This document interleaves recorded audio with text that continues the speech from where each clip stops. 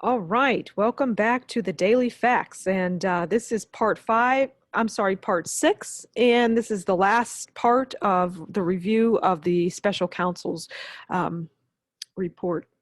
All right, so let's get into it. Conclusion number 3, the OSP did not develop evidence that would support any criminal charges against any individual working at the CPD. As far as the OSP developing evidence to support any criminal charges against any CPD employee for improperly leaking information to a media source, the OSP, through its investigation, identified a single instance where an Illinois police officer was charged with a felony under Illinois criminal statutes for disseminating law enforcement information to an individual or organization not legally authorized to have access to the information. Indeed, absent exceptional circumstances, it is questionable if the criminal statutes the OSP considered could be applied to a police officer who merely leaks law enforcement investigative information to a media source.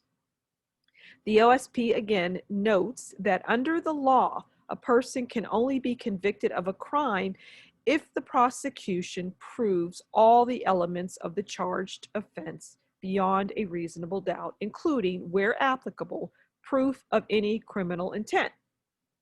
You don't have a smoking gun, essentially. You just don't have it. You don't know where it came. You don't know who provided this information. It's just not possible. There's just too many possibilities for them to say it was this person or that person.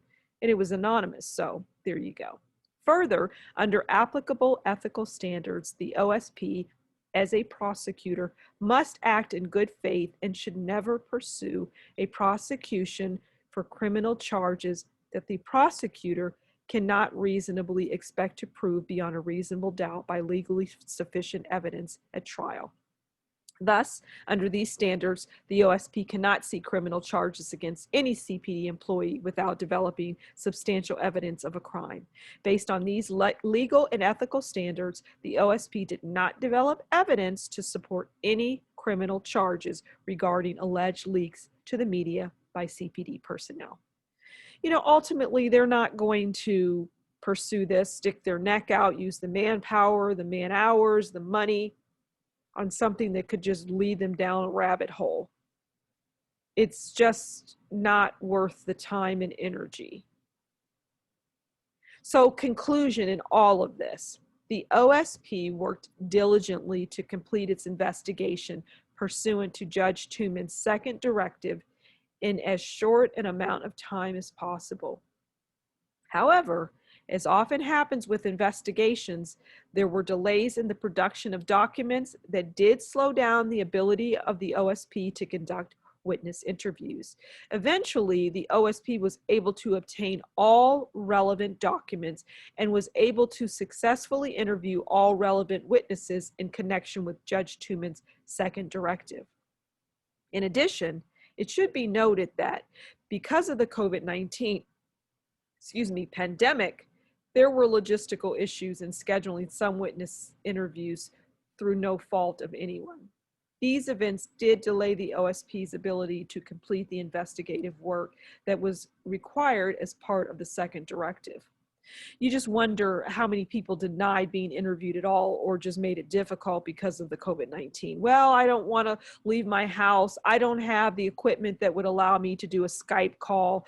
I don't want, so you can imagine that there was a lot of that going on, and that probably hindered them quite a bit. I don't know if that happened, but it seems reasonable under the circumstances. With public assurance of the information release, Judge Tooman's second directive to the special prosecutor is now closed unless new material evidence is developed in the future, and you just never know what could pop up.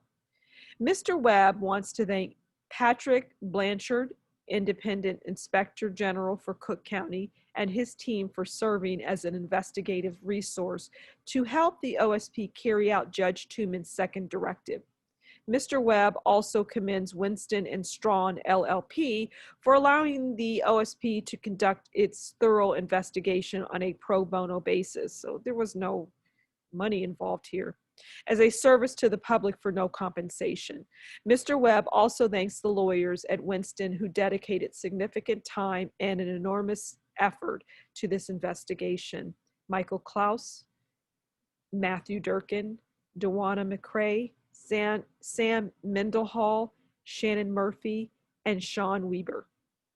In consideration of Mr. Smollett's right to a fair trial, Mr. Webb and the OSP will not be making any additional public statements about the substance of the OSP's investigation until Smollett's criminal case has concluded. And so, again, I said this earlier, and it was spoken about earlier in the document, that he has been indicted on six